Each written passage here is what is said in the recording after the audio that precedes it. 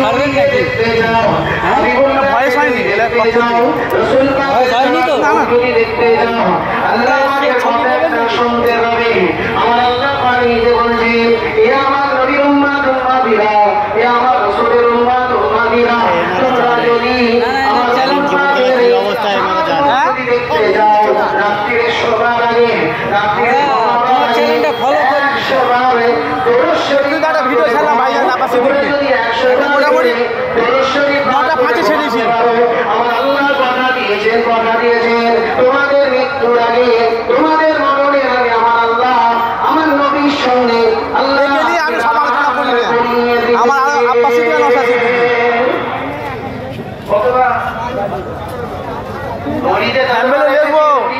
বলে তৃণমূলে পদে জবে থেকে গেছে তো সেই থেকে জলসা নেই, নিজের বাড়িতে জলসা করেছে। ভেতরে ভেতরে ভেতরে ভেতরে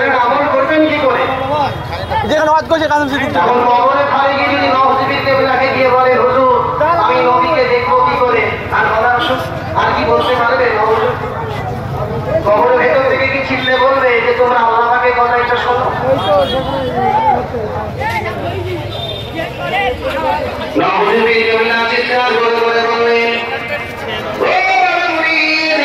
তুমি প্রতিদিন প্রতিদিন প্রতিদিন প্রতিদিন শোবার আগে ঘুমাবার আগে 100 বার দরুদ শরীফ পাঠ যদি করতে পারো, তুমি ইন্তেকাল হয়ে যাবে, তোমার মরণ হয়ে যাবে, তোমাকে গোসল দেওয়া হবে, কাফনের কাপড় পরিয়ে তোমাকে টেনে টেনে টেনে টেনে টেনে টেনে জানাজার মাহফিলে নিয়ে যাওয়া হবে, তোমার জানাজা হয়ে যাবে, আবার তোমাকে টেনে টেনে টেনে টেনে টেনে টেনে কবরস্থানে নিয়ে যাওয়া হবে, আবার তোমাকে কবরে শোয়ানো হবে, মাটি মন্দির হয়ে যাবে।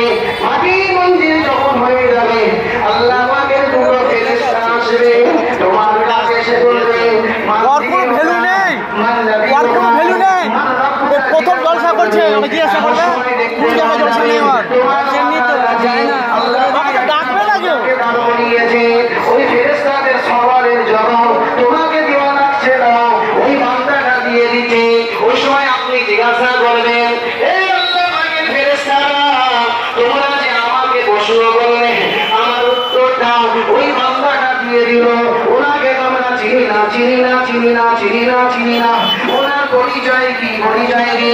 আল্লাহ ফেরেশতারা বলবে, ও কবরবাসী, দুনিয়াতে তুমি জানলে চাল চলে যায় সেই আখিরি নবী দয়ার নবী তোমার বাবার কাছে দাঁড়িয়ে দাঁড়িয়ে আমাদের সবারের জবাবগুলো দিয়ে দিয়েছে।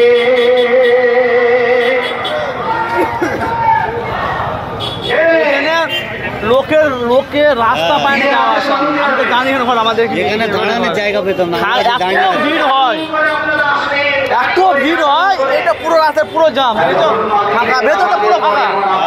পাশে বসে যখন জিকির করলেন, ফিকির করলেন, মোরাকাবা করলেন, কিছু আমল করলেন, ভেতরে লোক বলুন তো নেই। আকাঙ্ক্ষা আছে?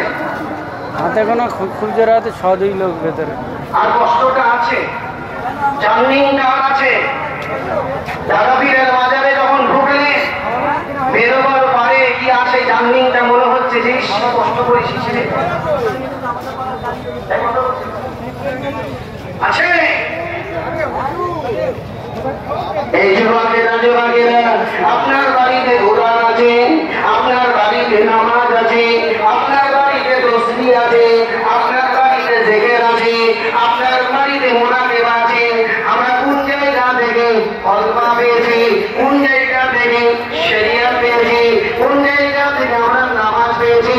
সেই জায়গাটা হলো বদরের যুদ্ধ। ওই যুদ্ধের ময়দান থেকে আমরা ইসলাম পেয়েছি, ওহুদের ময়দান থেকে আমরা ইসলাম পেয়েছি, খন্দকের ময়দান থেকে আমরা ইসলাম পেয়েছি, তায়েফের ময়দান থেকে আমরা ইসলাম পেয়েছি।